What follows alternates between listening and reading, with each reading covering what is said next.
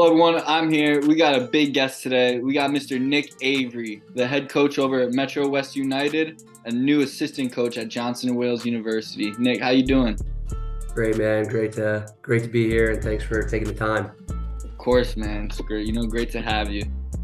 So, uh, first, of course, like I said, let's start with your wrestling story before you stepped in the corner as a coach. When did you step on the mat as a wrestler? Yeah, for sure. Wrestling has been a big part of my family. We're born and bred wrestlers. Uncles, father, brothers, all wrestled. So we have a long lineage of wrestlers. I actually grew up in the Jersey area when I was in elementary school, and then I moved to high school at Foxboro High. I was a new kid at Foxboro High. Parents were looking around for some of the best programs in the state at the time. At that time, they came off 5 state titles. They're also looking for a good football program. I did both at early in my career. I didn't even know what I wanted to do, to be honest, until about junior year. I figured out I wanted to wrestle, but I was honestly thought I was going to play football like through sophomore year and stuff. And then I had a good high school career. Not the stellar like 4-time champs and stuff like that you would expect. I was a 1-time New England champ. I made it to the Division III finals a bunch of times. I choked my sophomore junior year, lost to a kid I beat the week before. So I had my big match was my senior year, and that kind of got me over the hump at the state finals. It was the Division III state finals. It was just a mental hurdle I had to hit, and then once I kind of hit that, everything else went cruise there. I won the New Englands. Actually, there was a legend from Connecticut. You might remember Braun Cruden. He was ranked pretty high nationally because he was a couple-time finalist and stuff, and did some good things in national tournaments. So that was a big upset in the New England finals. And I remember I was in Connecticut. Everyone was cheering his name. It was a pretty cool feeling. Huh? That was New Haven, I think. Yeah, yeah, That's cool. yeah. Yeah, and so then I went off to Indiana. I was looking at all these other schools. I didn't even pick Indiana until senior nationals, so I picked really late. I still kind of at that time, Flow was just getting out, and the only thing when I was a kid that you really could see everywhere was the Big Ten Network and the Big Ten championships. And so growing up, like the lifelong goal was like, I'm gonna wrestle in that tournament. I want to start for the Big Ten. That's the Mecca. That's where you want to be.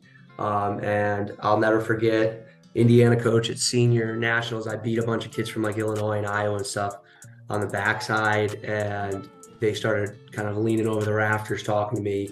They're probably like, who's this kid from Massachusetts? What the? They literally said that. They said, Massachusetts has wrestling out there? It's cracking me up. And then I actually, from there, went on the recruit trip, and rest is history. I went there, had an awesome career. I mean, it was an awesome experience. All my best friends. I got to start 2 years in the Big Ten, which was great. I got I had a lot of injuries. Huh? You're wrestling the best of the best in the Big Ten, like you wanted to. Oh man, it was my senior year was the bloodbath of all bloodbaths. There was 11 teams at the time. All 10 guys besides me were ranked in the top 15.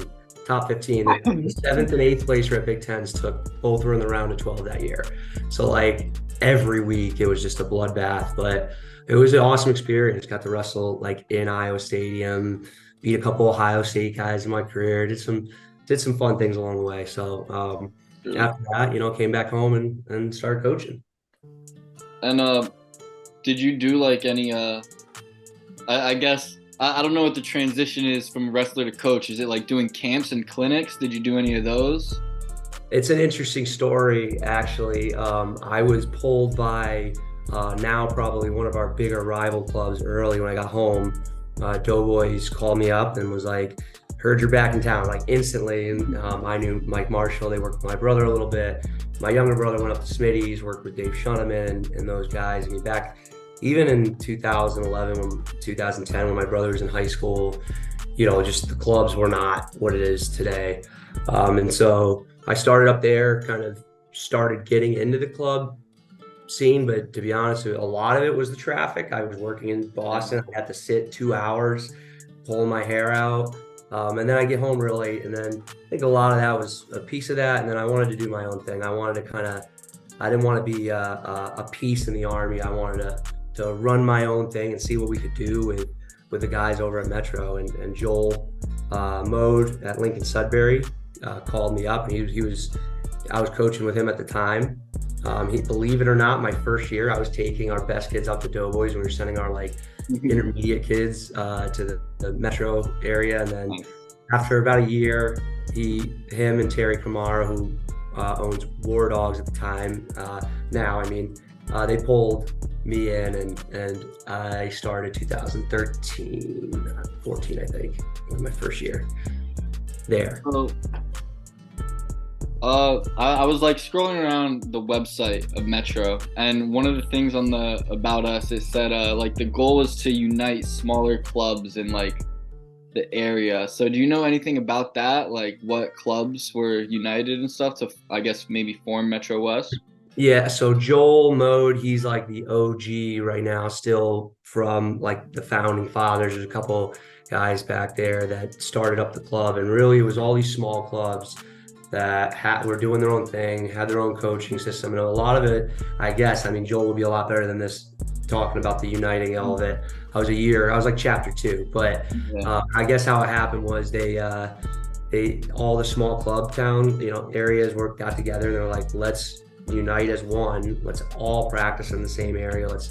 Let's not have 20 different clubs doing their own thing. So I think Summit turned into MetroWest, and there were some others that came around that all kind of pulled from that Framingham, Ashland, Holliston, Lincoln, Sudbury, Wayland area, and MetroWest kind of started from there. And then year 2, they pulled the current head coaches, myself and Deli, through 13 and 14, and Joel's been kind of the director behind the scenes ever since. So between those 3 names, those are the 3 you'll hear the most often. Myself kind of front-facing, Deli as well, and then Joel Mode, the director. Nice, pulling strings in the back. Yeah, he is a godsend, man. I mean, everyone needs Joel. He does a lot. We communicate an insane amount every day. Every day we're messaging about something else. I mean, it's a grind, but we love it. And I found a madman that loves it with me. So it's been that's good. Someone to share it with. Yeah. So would you say one of the major differences between when you wrestled and nowadays is kind of just the club aspect of things?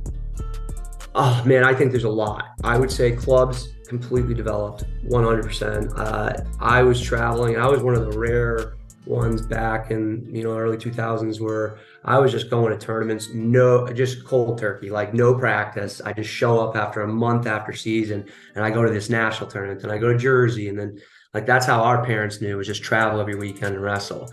But we weren't practicing during the week. We didn't know that was like a thing. I think now there's so many options, and there's so many resources back then. You know what I mean? I compare it to like Rocky IV. Like we were Rocky, like throwing the logs around. And Right now I feel like they got the Ivan Drago situation where they got the technology. I mean, a lot of things were different. Senior nationals back then, that was like the Mecca. Everyone went.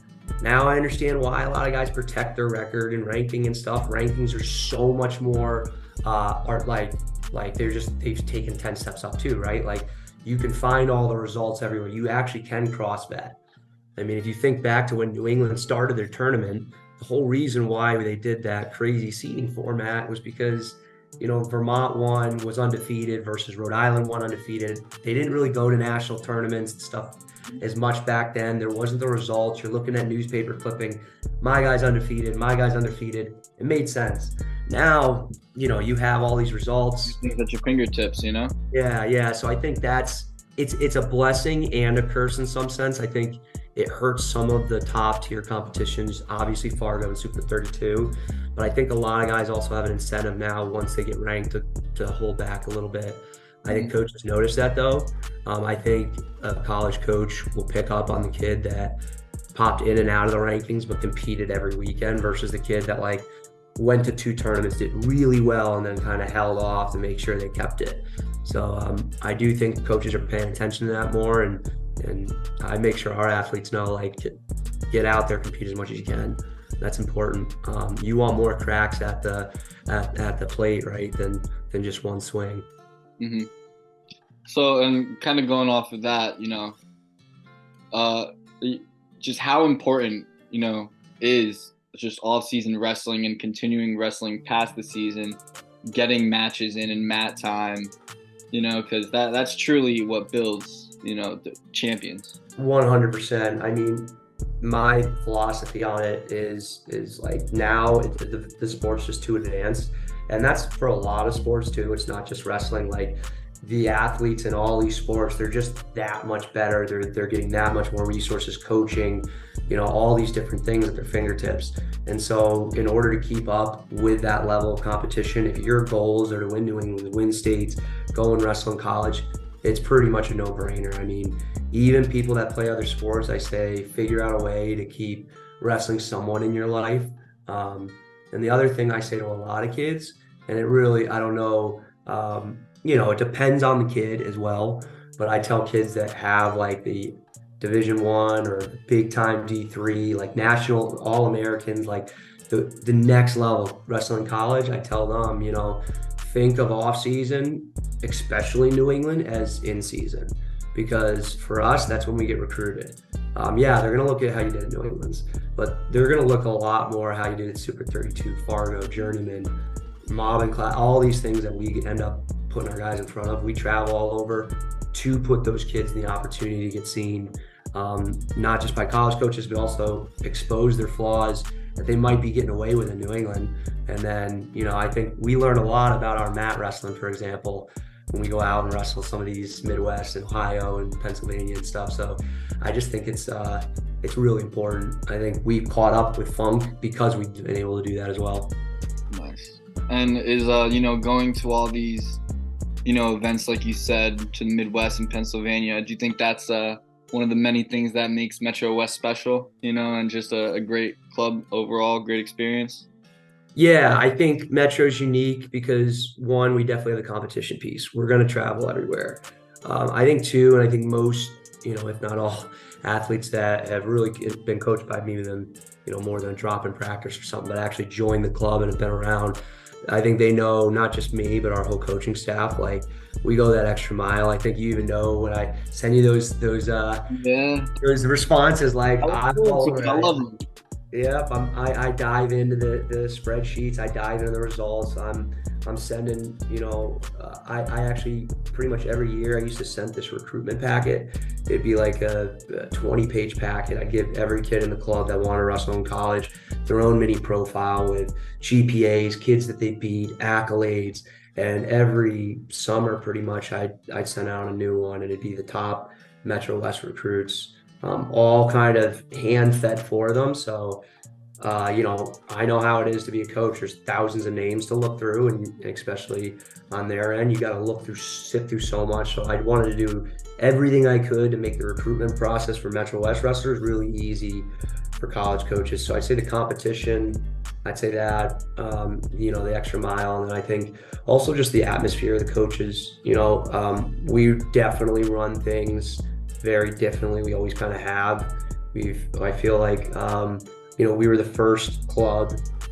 Probably, I remember when I first came on the scene, everyone thought I was kind of crazy when I was saying that kids should be going to multiple clubs and I'm not going to be territorial.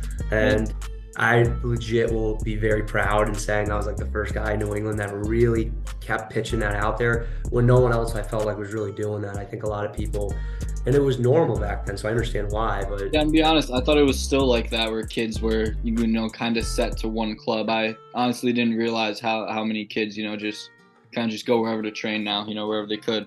Yeah, that's the thing. I mean, how we see it is we want to be a piece in everybody's journey, and you let us know what that piece is. So at the end of the day, and I always kid around with people, and I'm like, hey man, if we're your side chick club, we're your side chick club. Then I know off the bat, I'm not gonna ask you for dual meet stuff because I know you might be going with Smitty's or something. And then, if we have a lot of guys, the Spencer Fines and all, the Elliot Humphreys, Drew McGordy, that like Metro's the club. And when you give us that kind of attention, you give us that kind of investment, you're going to get that much more investment out of us. So we're really moldable. Like at the end of the day, we've had Tyler Knox, what we've had for 6 years. He went to Smitty's and us. The Shovlin brothers, same thing. So it's pretty common. It was common for us. I think it's becoming a lot more common now. It's a lot different what people are saying now when I first started doing it.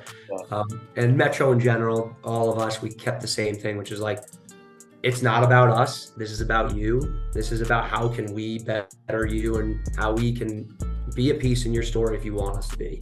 And we still kind of go by that principle. And I think doing that has really helped us in a lot of ways. I think it's helped the growth because kids don't have to deal with like kind of that extra pressure and worry about it. I think even the kids that split clubs always kind of knew when it came down to it, like I'm not going to be the one that's going to rag on them.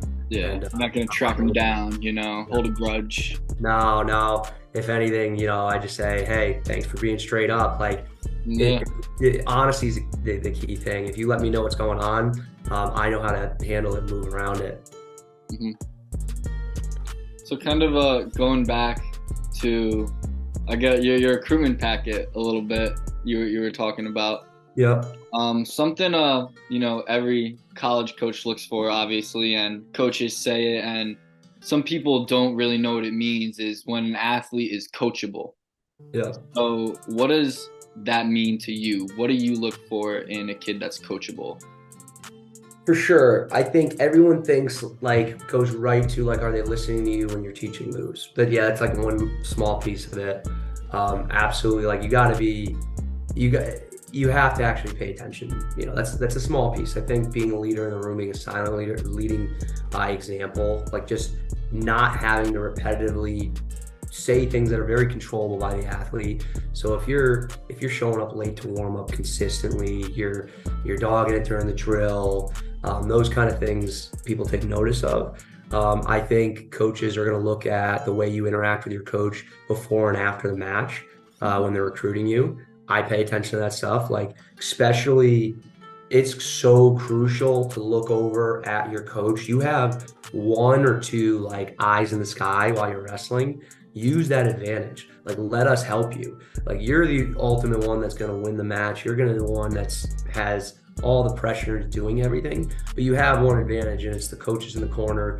And so, no, you're supposed to be zoned in, but when you go out of bounds or there's those breaks in the match, blood time and stuff, absolutely. When you're walking back to the center, I'm always locking eyes with my wrestler, trying to make sure whatever we're trying to let each other know, like that's an important moment. So I think those little things all add up. I think being able to be honest with your coach too, have those hard conversations. Like when things aren't going well at school or in life or something, like let us know. It actually helps us figure out how to coach you, and it gives us a backstory on it, and it's just helpful. The more ammunition we have, the more we can use to help create the plan that works for you.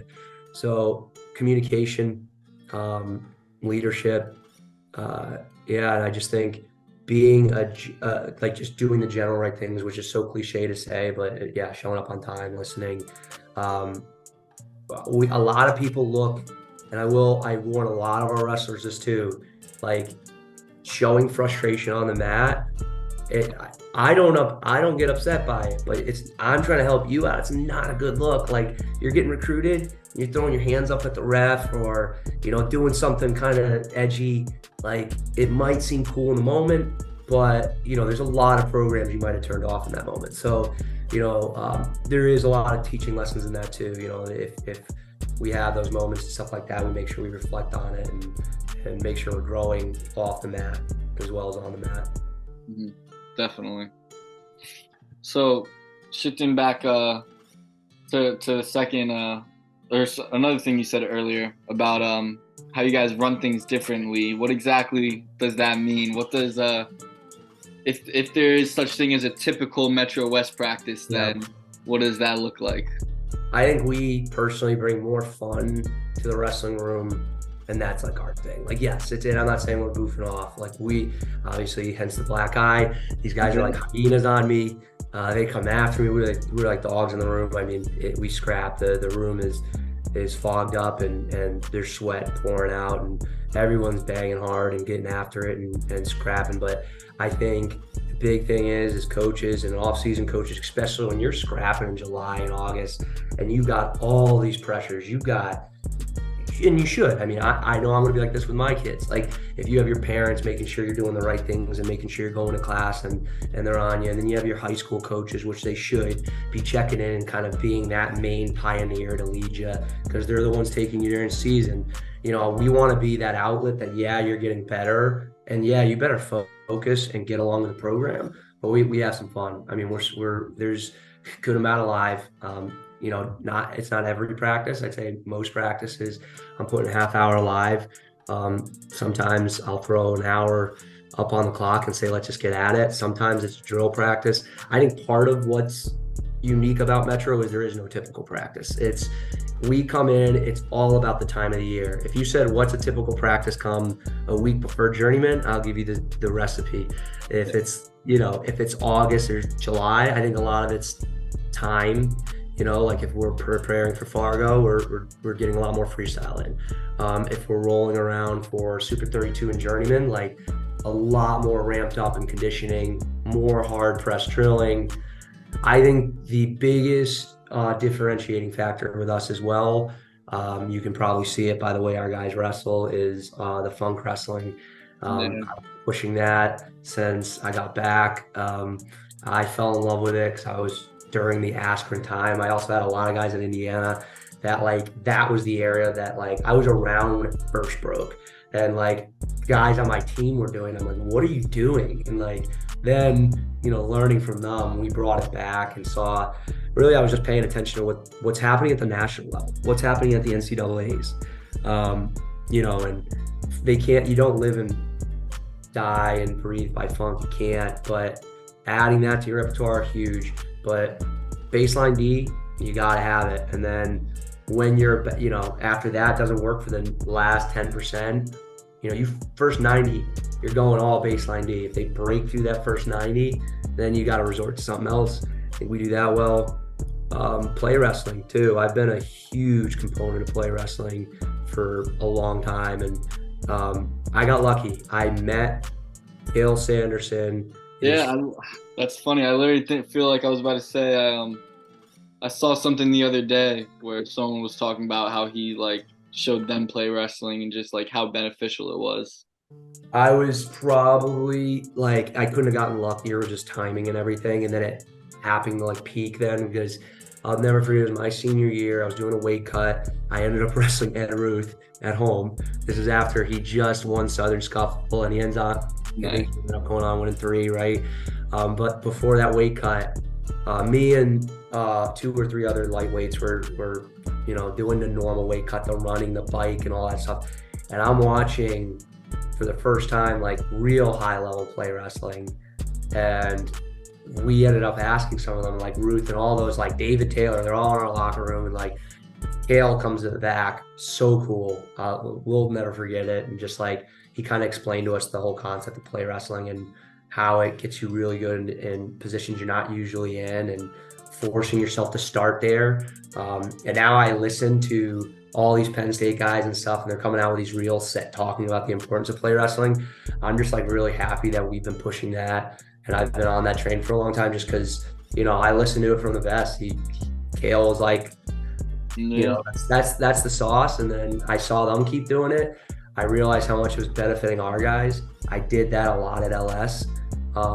It worked out, and then I brought more and more into Metro. So a lot of times we'll go over positional stuff too. I'll put the kids in the worst possible spot. Sometimes I'll put myself on the spot and say, hey, you guys put me in the worst possible position, whatever, leg in the air, he's got you shelved, it's on the shoulder, what are you gonna do?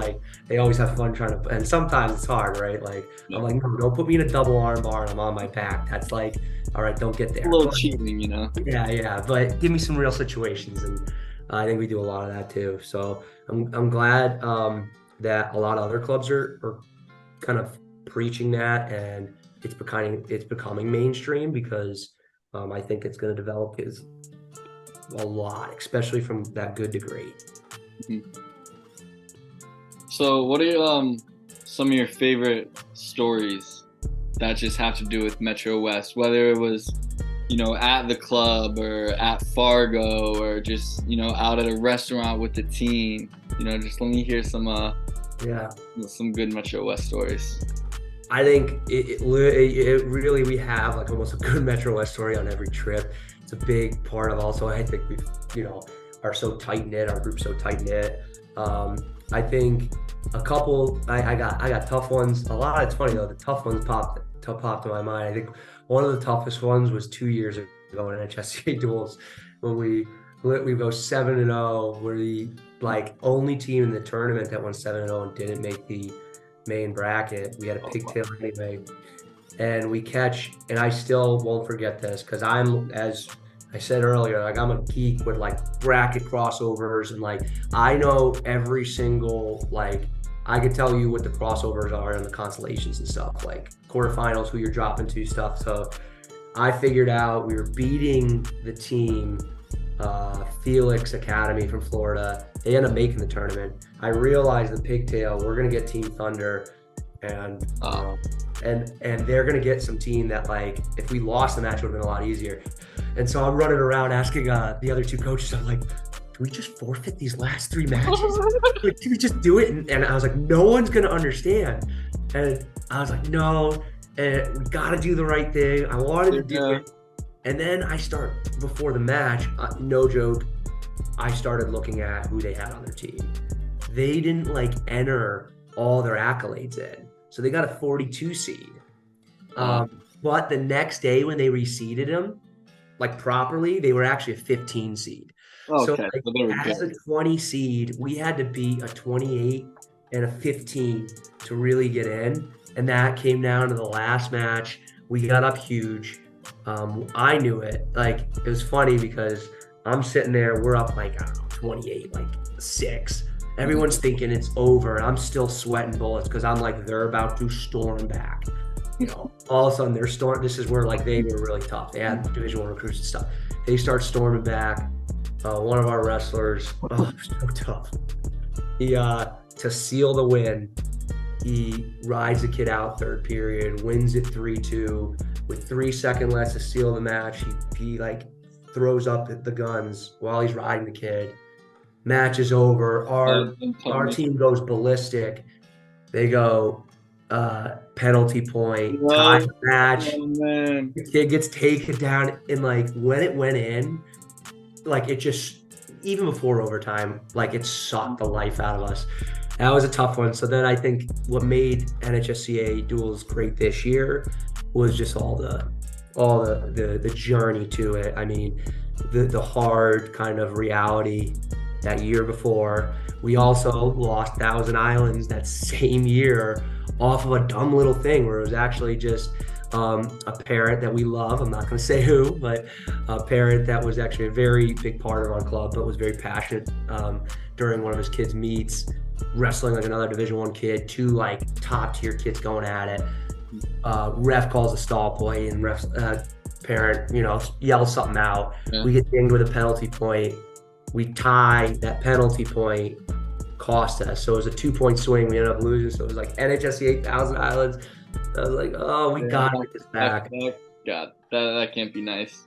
Yeah, and then the greatest part, I think, was pulling it with our guys, because for 5-6 years, I've tried for 5-6 years trying to do the Team New England thing, reached out to a lot of the clubs. I understand why it doesn't work because I'm guilty of it myself. You have a Ross and you and Nikki, and I got an Andrew Reel or Sasha Kavansky. I want to start Reel Sasha. I know that on paper, some people could argue that Rawson might edge him out by a point. I'm not going to say that. Ross, I respect you all in the world, but yeah, I'm always going to go for my guys. But I understand why the holdup would happen, because at the end of the day, you grow attached to those guys. But it was sweet making the round of 16. True club, kind of shocked to do it. I don't know clubs ever done it, and having our guys, the guys that train in our room year round. It's been really special. Those were 2 kind of back to back, but we have a lot. I mean, we do all sorts of stuff. I mean, we have kids We had water balloon fights at Pop and Flow. I mean, That's fun. all the Sasha Gavansky doing freestyle raps. We do this game on the way back. We call it Survivor. It's the simplest game in the world, but if you're traveling far, play it. Everyone in the team van, you're all on an island, and one round at a time, you go around the van and you vote someone off. Whoever's voted off the island, you're eliminated. In round 2, you don't have the vote. So you go from 10 to 9 to 8. And it's just a kind of silly game, but it's so funny because when friends vote against each other and you kind of alliance up and then you break the alliance. I don't know, people get going and the next thing you know, people are ragging on everyone. We have a coach, Fox Maxwell. We always vote him out first and things like that. Yeah, so we had a lot of fun with that kind of stuff for sure. Sounds like some friendships are severed in that Survivor game. It is. I'll never forget Deli, our other head coach. Some of the other coaches now that they've grown up, but in the first years, they were on his high school team, and it was the first time Deli ever played it. And his 2 guys voted him out near the end, and he lost. He actually got upset, and we were teased him so hard, and it was just fun doing it because Deli, you remember the time that you were ready to kick 2 kids off, your 2 best wrestlers off the team? They you off. He couldn't get over it, but obviously real time pass was better. But yeah. So do you think making the round of 16 at the NHSCA duels, do you think that's one of, if not, one of your proudest moments coaching? My proudest moments when that kid gets pen to paper with the commitment to a college. That's my bread and butter has been, let's get you to the next level. I think there's a lot of coaches that do and clubs that do unique things and really good things. I think getting kids to the next level, going from a good high school athlete to an excellent college prospect is something that our club is really unique at. So I think for me, it's watching, Spencer and Nick Fine sign Columbia. It's Tyler Knox going to Stanford. It's Andrew Reel going to Brown. It's, Lucas Pontone going to Princeton.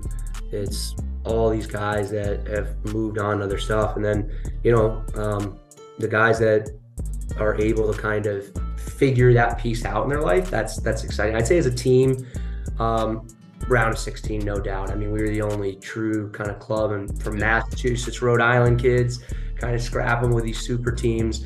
I've always been so frustrated with the super teams as much as just for that tournament. Because all right, shut L, chill out. All right, okay, shut. You can bring your one team, relax with your shut O and M. Yeah, your 4 teams you're bringing. Yeah. No one needs that. And at the end of the day, I know a lot of people are big supporters of it. Here's my argument back to it though. Let's say this continues to grow. At what point does it stop? Right? At what point does it just keep going? And then are we just not coaching our guys on the weekend? So we'll coach them during the week and then we'll just ship them off to you guys that don't know them. You know what I mean? It's and I get it. Hey, if there's opportunities, I'm the first one. I was the one that said, let's do Team New England. There's times that are right for it, but I think there's times it's all right, let's see actually it'd be cool to see, not just for New England. I'd love to see oh wow, Idaho's nasty this year. Who would have thought until Fargo? Yeah, that was crazy. That was right? Really insane. That could be something that you kind of pick up on. And for coaches, that's cool too, because you're wait a second, Idaho? I wasn't even thinking of that. Now I want to go look. So that's why I like the NHSCA moment. I just think we kind of were able to stand out. And as a team, they did it as a team. I mean, we had a lot of every point mattered. But my favorite tournaments of the year are individuals. I think NHSCA individuals, Super 32. I love seeing all the guys at Fargo. I know that's a huge tournament. All these individuals, I think a lot less pressure on coaches. When a kid drops, 2 kids drop last minute, that's 12 points against the other 12 guys. I feel the pressure for those 12 guys to fill those holes. So I'd say the proudest as a team, probably, for sure. But our proudest moment overall is the character development and moving kids on. Nice. That's what it's all about, just preparing them for the next level. These guys all keep up with me. There's daily text messages. I have documents of Excel sheets on like their summer plans and just everything. Like we go over film. I spend time talking to the parents too. I have a lot of parents that I'm also going through. Depends on the kid, relationship, family, and stuff. But there's a lot of dads too that I'm talking to hours at a time, trying to figure out, whatever the next obstacle is, whether they're trying to put on muscle, cut weight, things like that. So I think that's been the really unique thing is like, yes, we're their coaches, but we are kind of their mentor and or connection for them for the rest of their lives. These, Nick Fine, Caesar Alley, and all these guys that I coached in high school, like I'm connecting with regularly outside of it too. If they give us that kind of commitment, I'm going to give you that much more back. So I think that's really been a cool thing because I think it's one of those things that like you put in a lot of effort, probably like you are with this rankings thing, and I'm telling you, just keep grinding, just like wrestling, it all pays off. All of a sudden you keep making those jumps, and I think that kind of happened for us too. We back. Yep. Nice little intermission. All good. Yeah, it's funny. They're all. You'll hear my phone buzzing right now. They're sending all sorts of funny stuff. Dude, is Drew McGurdy in there? Oh yeah. Dude, I need to apologize for him for my pound for pound rankings, man. Yeah. My new method I came up with. It doesn't seem like the feedback was good, so might Look, I'm glad first of all, you're doing something that's super hard to do. Second, what did you probably try to make like a point criteria? I thought. Yeah, dude, I made it into like hard. I know why you try to do it. Willie Saylor does it. You're trying to standardize something, so you're not trying to show bias. It's super challenging. I've done it, as you know, a while back, so I feel your pain, but. Honestly, kids look at the ranking stuff, but Drew's a fun kid. He's a kind of kid that we'll just use that. You hold it against me. No, man. We actually say that you're like the one true non-biased voice in New England right now. So we appreciate what you're doing. Yeah, I try just get it out there, the info, whatever I do, whatever I think, Yep. How I see it. Well, I think Connecticut does a pretty good job of that anyway. I feel like Connecticut's been pretty advanced for a while. They're not just the close proximity of, the Jersey, New York connection and all that, but, their jump start on the freestyle and Fargo situation. It's why they developed for a really long time now and why they've been so strong for a while. And so it doesn't surprise me that the news is coming out of Connecticut, that's for sure. Yeah. I mean, yeah, that's the thing too. I honestly got to give credit to Gary DeSemis, who does the Connecticut wrestling thing too, and for giving me the go ahead to, I guess, jumpstart my writing and rankings career on his website. But it's really awesome. I remember Mass Wrestling had the forums, but it doesn't seem like they've been active in a while, man. Those things haunted me when I was a kid. If you go back and look. I don't think you can anymore because they're dead, but I was everyone always picked against me in every match. It doesn't matter who it was. It was oh yeah, it was always supposed to be the match of the tournament, but I was it would be 30 people on Avery's gonna lose. I was like, come on, every time. But that kind of made Mass Wrestling, that forum, really interesting back then. So I'm glad there's some sort of things popping back up because it was sad. They went through a kind of a dead period with coverage for sure. And so I feel like you and that Connecticut website and some of the guys in Mass Wrestling stuff, and even Rhode Island has come up a lot with just their coverage. And so Rhode Island wrestling has grown tremendously. We love Rhode Island right now. We're big fans of Rhode Island right now. I was talking with some of my coaches in Connecticut, and Rhode Island, it used to be Massachusetts and Connecticut, every year, they were kind of tottering back and forth, but now it's kind of just Massachusetts, Rhode Island, and then Connecticut. Fighting for second, if anything, with Rhode Island. Right, and it depends on the year, right? Between those three states, it really is gonna, next year that could flip flop. It's gonna be depth. It's gonna be all that stuff. So yeah, those three states have really taken a forward step. I hope the northern states continue to keep. I think Maine has honestly been picking They've it up gotten better. recently. Yes, absolutely. I think Maine's gotten better, and I just think that the fact that the whole region's getting better is just it's better for everyone. Competition's good. We like we like competing. We like the fact that there's a lot of other really good clubs, a lot of really other good schools and stuff, programs out there that are pushing this out. Because without that, if you're the only show in town, no matter who you're talking about, like it's gonna be hard to really produce the kids versus have them compete and have that kid on the wall, whoever it is that they can chase after. Hmm. Yeah, it's always good to have that depth and parity in the league. It's That's huge. honestly how I think about New England, just one big league, you know? 'Cause Yeah. I just think it's cool how there's a New England tournament. Like, it'd be awesome if I don't know if you know like how Little League Baseball does it with their World Series, with their regionals, but that I played baseball growing up, and I always just wish across the country wrestling had something where it was like New England tournament, like a Southeast tournament, like I've always wanted that too. I think that would be so cool. I think New England, that tournament has been such a unique thing, and we've been pulling it off for yeah, years.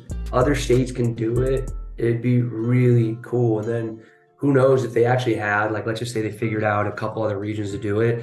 You could have the champs, of those regions have like a four-team duel or something, all those things. So yeah. possibilities are endless. But yeah, I think I kind of how I pitch um, prospects out to college programs too is it's New England's kind of as a whole. Of course, I'm gonna rep Massachusetts and Rhode Island kids harder because there tend to be more of those kids at our club. But in general, usually like college coaches are looking like, all right, how do they do in New England? How are they as a New England front? I think it actually gives us a better foot to stand on when we kind of all group up and say, this is our talent pool. It just helps us out, gets noticed more, puts more eyes on us, and in return, more kids get recruited. And kind of talking about recruiting now. Do you think there might be a little JWU Metro West pipeline forming? Or is that tampering or something, like some NCAA rule I don't know about? See, I think the kids are going to follow where they want to go, but I do think there will be some Metro West kids. I think there will be some kids from all over, though. I really, and it's on both sides. For JWU, you got to be right. For JWU, you got to be, I'm not going to push a kid that has different goals, different aspirations. If they're looking for a different type of major and JWU doesn't have it, like I'm not going to fit, the square peg round hole situation. For me, JWU, I kind of use the comparison. If people ask me now, like Metro West that's the Army. We're training you up. That's our whole infantry, and now come season, like JWU is going to be like my Navy SEALs. Like that's my small group that going in. We've got a mission to do. They've been a powerhouse for years. It's been sick. It's been awesome, but we're ready for the next step, and I think that's why they brought me in. That's why I'm ready to take that jump with them. They've dominated the region, but now it's time to dominate nationally. We're not just coming for one title. I want back to back to back to back. I want New England to have some national titles coming home, not just individuals, team. I think this team has the talent to do it. I think they have talent years to come, and I hope some Metro West kids decide to go there, but it's very important to me that they actually get the sample of all the college schools. I'm going to actually encourage the Metro kids to go on college visits. We have over 400 kids in the club right now, and ideally I take 10 each recruitment year, and that equals around 40 kids on your roster. So give or take, I'm hoping we bring in like 10 a class. If I bring 12 in one year, maybe we go 8 the next, but around 10. So as much as I'd love to take them all with me, I can't. It's just not feasible. So for me, it's figuring out how to kind of separate the two. Obviously, NCAA wise, I'm going to do everything by the book. I always have. I was an assistant AD in Division I, so luckily I'm pretty aware of that. I was there for a decade, so I was the one hiring the coaches and stuff on that end. So where at? Northeastern University. So Nice. that's what I did during the day, and I got to basically be um, the AD for 65 club teams, and then I added more stuff. I did esports, operations, facilities, and all stuff in athletics. But like the exposure of the AD type stuff and knowing the rules and policies and stuff will be second nature. But I do got to get through it. Got to adjust. I can't wait to meet the team in person. Prospect day is coming up. Our prospect day is loading up. We already have 34 like new. I think 33 of them are New England studs. Like just like, and it's in September, so that I think that's going to sell out. And I think not only we have the talent this year, I really think we're going to bring in some really good talent. But I won't be biased. Look, man, at the end of the day, if you live up in New Hampshire and it would have to take you 2.5 hours to get to Metro, like I probably wouldn't have done it either. I understand. Like I probably would have went to Smitty's. So at the end of the day, I understand. The geography's huge. I'm looking at kids nationally. It's nice. So did they reach out to you about this position? It's been interesting because for the last decade or so, I've had a really good relationship with a lot of the the college coaches in the area, not just Division III, Division I coaches, but like on call basis with pretty much all of them. Because I'm hoping that they're taking some of our recruits, and I'm able to, that was before, so I had a lot of good kind of relationships with it, and I haven't taken the plunge for almost a decade now. Didn't think I was actually going to do it. I really thought I was going to stay in the Metro situation. I started kind of getting the itch of kind of getting into the college scene. Especially last winter. As much as I wanted to keep the winter program going and I do some stuff, it just every other coach in our club and all the other coaches end up going on and coach their team in high school or college, and I was just kind of hanging out, waiting for the action to start back up, and I was like, nah, I got to be in the action. So I actually had a good relationship with Lonnie, and I was just called him about, my situation in general. And the more I heard him talk, and the more I realized that like our wrestling minds, of course, we have very different personalities, probably different personalities in a lot of different aspects with all the coaches, but his and my wrestling mindset, the way we think of the sport, the way we dissect, just like these little intricacies in the sport, the way you cut weight, the way you recruit, the way you get your team ready for postseason, the way he takes on some of the things is like almost identical as like I was talking in the mirror. And so I think that was part of the process. I had some interest at some other schools, but I think Jay Wu hit all the boxes for me, and it felt kind of like I was a college kid again, picking what college school I was going to. I was looking at a few things, and I have some really good relationships and guys that I wouldn't mind coaching with down the line and stuff like that if they wanted to hop on our train over here. But Your recruitment was open for a little bit again. Yeah.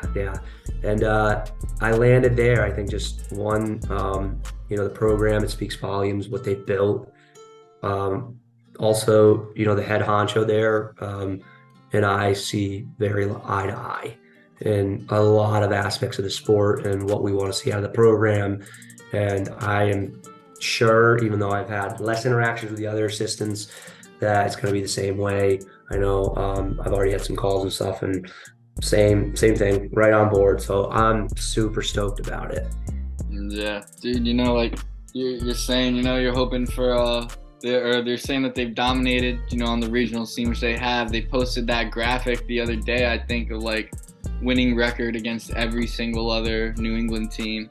And then even last year, placing sixth at NCAAs, there were two national champions from Johnson & Wales, right?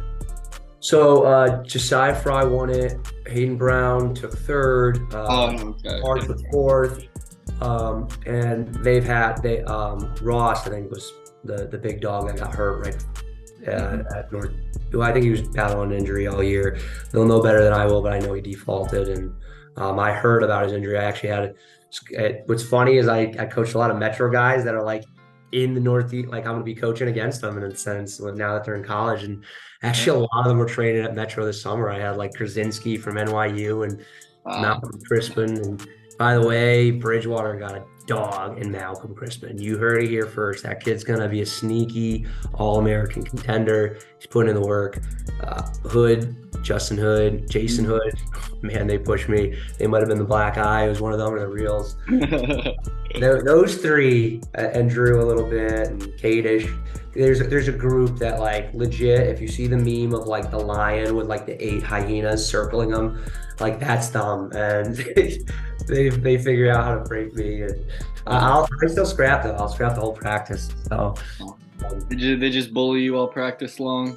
no, I still got the belt, man. They know it. Okay, I okay, got the belt. okay. It got real close though. I will give it like no joke. I had to squeak out to win 6-5 the other day. I was not feeling good.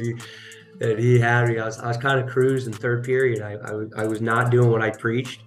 I had a couple takedowns, just hanging out 5-3, and then he took me down and almost rode me out. The whole room was watching. I was like, "This isn't gonna happen." I had to. 1 second left. I got my escape, and I have this thing I tell the guys. I say it is a new thing I started this year. Where I say there's a championship belt in the room.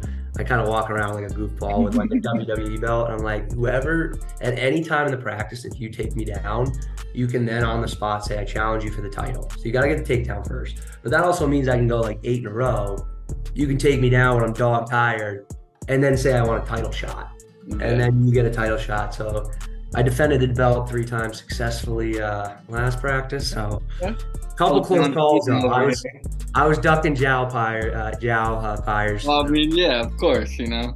Yeah, the 220s and heavier. Now that I'm in my 30s, they're getting harder to wrestle. So I think the JWoo guys, I'm already telling them, I'm like, listen, 184 and down, come get some. Like, betting core, yeah, I'll play wrestle you. Like I'll roll with you. Man, I'm trying to survive the season. Yeah, Yeah. that's awesome.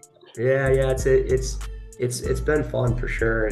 I'm excited to see what's in store for next for JWoo. I think they've had the tradition, and now people kind of know them as the kingpin of the East, and so it's time to take that step. But I think Josiah Fry, returning national champ, Brown, Betancourt, Har, Richardson. You got all these guys that, to be honest, their entire lineup, DeVivo going up and down the lineup. There's a contender at every weight. The thing that they have to realize, and I hope, I'm one of the pieces that help them realize this, is, it takes a lot to get to that top 10, that top 5, which they've been clawing. But we got to go one step further, and we're going to double down to get that gold, and it's going to take a group effort to double down. But I have no doubt in my mind that come end of the season, that team coming up this year is going to look the best they ever have. And it's all due to the coaches there that have built this monster. And I hope that I just get to be a cherry on top that helps them move that next step. Nice. That's awesome. You definitely it'd be great if you get there, and then once you get there, the team takes that step. You gotta kind of just be like, hey, it was all me. Yeah. That's the thing, though. It's to be honest, I'm pretty fortunate both with how I started high school at Lincoln Sudbury. I got lucky where I jumped in with a second in the state team. I mean, yeah, I will say I helped them a little bit getting there, but I had They were already good. Yeah, I had some dogs to start with, and this is a calculated decision. I didn't just jump because they're great. Like I said, the Lonnie thing and all the other things, but it doesn't hurt that they're 35 minutes from the house I just bought as well. Yeah, that's definitely. Yeah, I'm 35 minutes from JWoo. I'm 35 minutes from Metro. So it's like dead set in the middle, which, also helped. So, I guess kind of getting a little personal here now too. You got some little girls, right? Yeah. We gonna see some future, All-Americans in them, or? I think so, but I'm gonna let them do whatever. Like, yeah. I'm gonna use all the same coaching principles. Like, I don't care if it's like art, band. I'm gonna still be like saying the same stuff I say to my wrestlers, just as I'm like, you're showing up to practice. You have to change up the words a little bit, Oh, of course, right. Paintbrush or something, Yeah, right. But They are obsessed with it already. Like they actually watch it on YouTube, Oh, believe it or not, as like 3 to 5. Like if they see me watching it, they'll like sit on my lap and watch it with me. They like when they go to pick out my gear in the morning, they always pick out MetroWest gear and like, this is my favorite shirt. And let's go out. They're awesome, but they're wild, man. They take a toll. Hey, God bless all the parents out there. Now having a 5 and 3 year old myself, it's a whole new grind. yeah, I bet. Yeah, yeah. But Imagine that. it makes it enjoyable, and I think I also got girls for a reason. My wife says everyone's like, "Oh, you gonna try for a boy?" And I'm not saying that's out of the picture, but wife makes that decision. But I will say that my 2 girls I got for a reason. You know, I think they're love being a girl dad. So much fun, and plus I always get to say that Metro and now the JWU boys are my boys. They're our second sons. Yeah.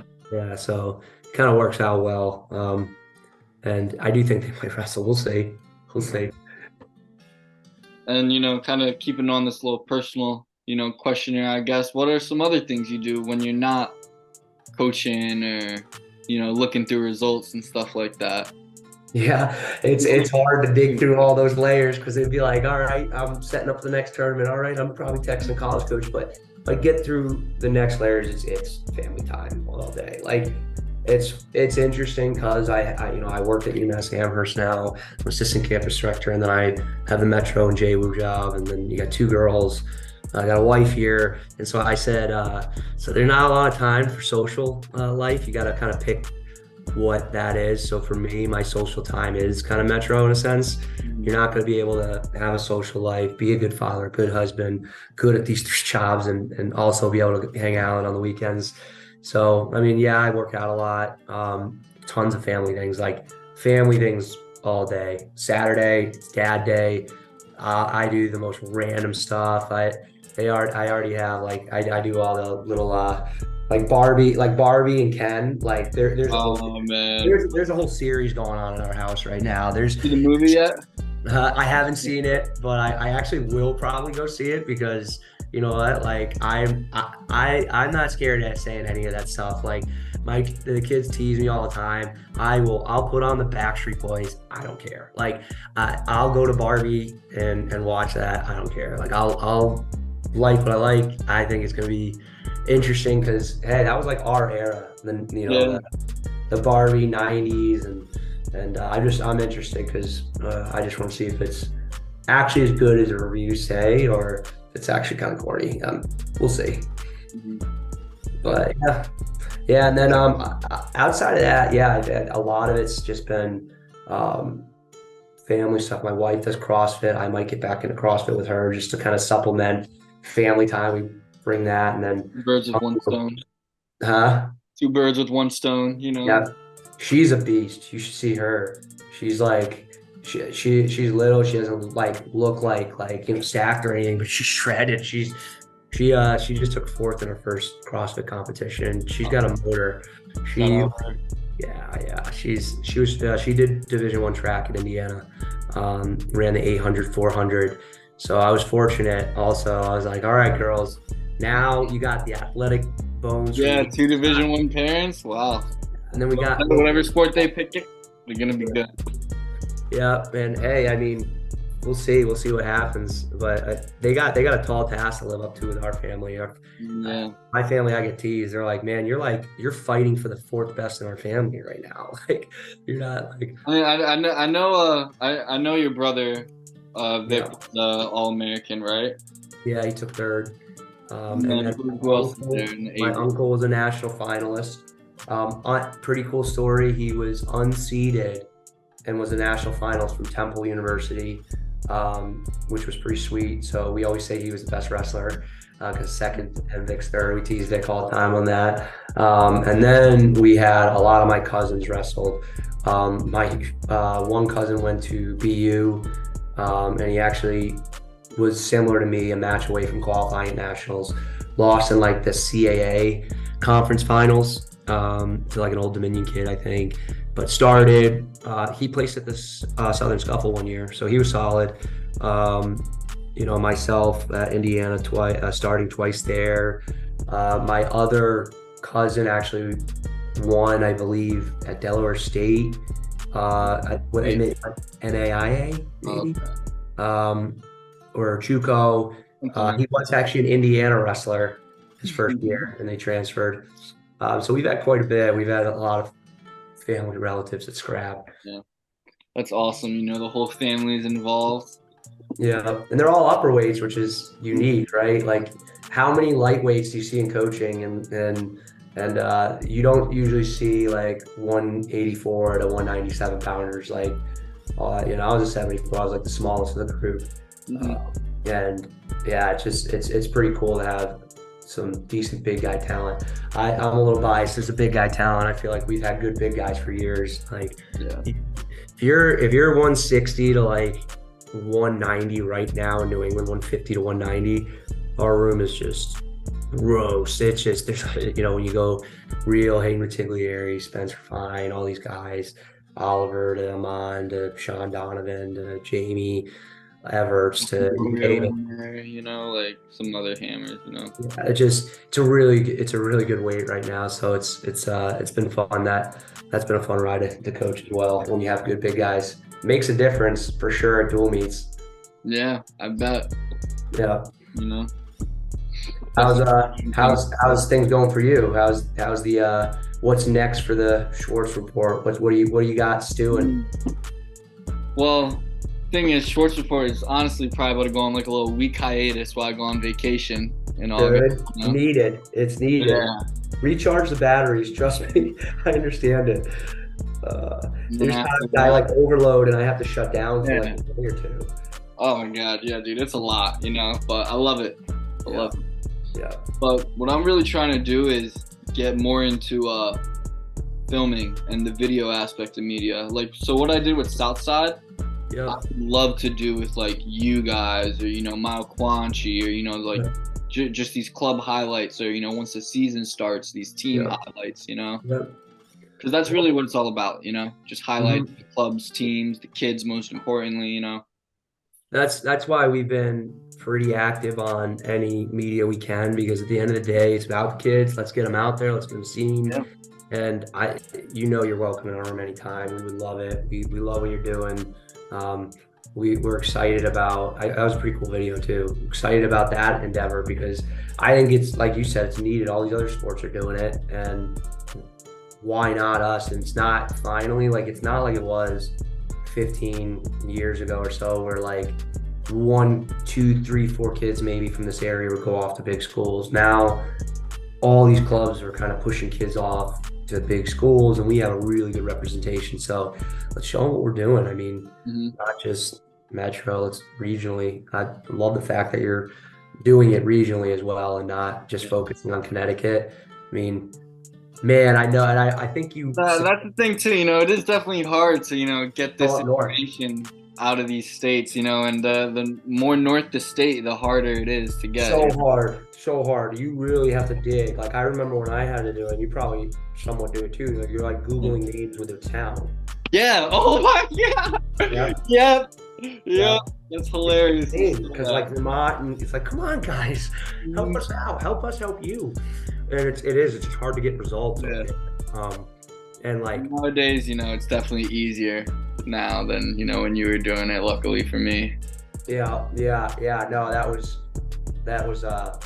was challenging, but now definitely Connecticut's coming up to speed.